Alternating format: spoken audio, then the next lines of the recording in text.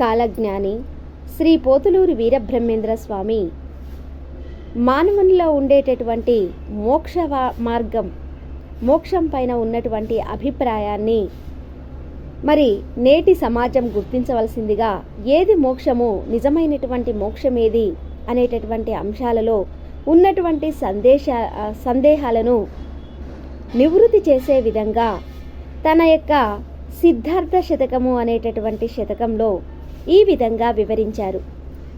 ఆకలి చంపియు కొందరు ఆకులు తిన మోక్షమైన నడవిన తిరిగే మేకలకెల్లను మోక్షము రాకేలను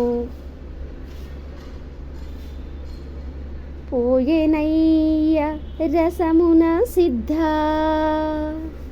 ఇక్కడ చూడండి, ఆకలి చంపియు కొందరు ఆకులు తిన మోక్షమైన నడవిన తిరిగే. అంటే మోక్షాన్ని సంపాదించుకోవడం కోసం ఉపవాసాలుంటూ తమ ఆకలిని చంపుకొని, కొందరైతే ఇంకా వానప్రస్థ జీవితం అంటూ అడవులకు వెళ్ళి ఆకులు, కందమూలాలు మొదలైనటువంటి శాకాహార భోజనాన్ని స్వీకరిస్తూ తమ కడుపును మార్చుకొని భగవంతుని కోసం, మోక్షం కోసం ఎదురు చూస్తుంటే, మరి మేకలు, పక్షులు, పశాతులు మొదలైనటువంటి ఎల్లా జంతువులు కూడా మరి అవి ఆకలి కోసం, తమ యొక్క ఆకలిని తీర్చుకోవడం కోసం అడవుల్లోనే జీవిస్తున్నాయి. అలాగే అక్కడ ఉన్నటువంటి ఆకులను, మరి కందమూలాలనే తింటూ ఉన్నాయి. మరి వాటికి ఊరికే మోక్షము సిద్ధిస్తుంది కదా, నిజమేనా సిద్ధయ్య? మరి ఇది మోక్షం పట్ల సమాజంలో ఉన్నటువంటి అభిప్రాయముకు ఇది సరైనదేనా? ఒక్కసారి పండితుల్ని ప్రశ్నించాడు.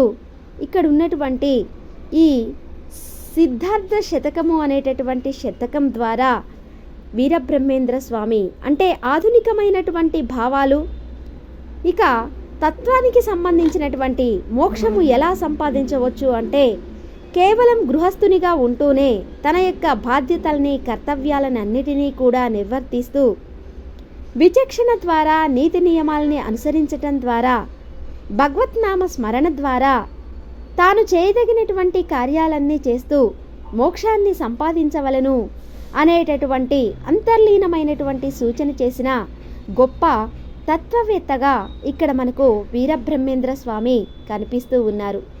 ఇక మోక్షానికి ప్రధానమైనటువంటి తనను తాను తెలుసుకునేటటువంటి మార్గాన్ని సూచించే విధంగా మరి కవి మరొక పద్యంలో ఇదే సిద్ధార్థ శతకంలో ఇలా చెప్పారు. జలధులీదగవచ్చు కులగిరుల నెగుర వైచి గొప్పున చేతన్ నిలుపగవచ్చు తనలో కలనైనంతన్ను దెలియు కఠినము సిద్ధ.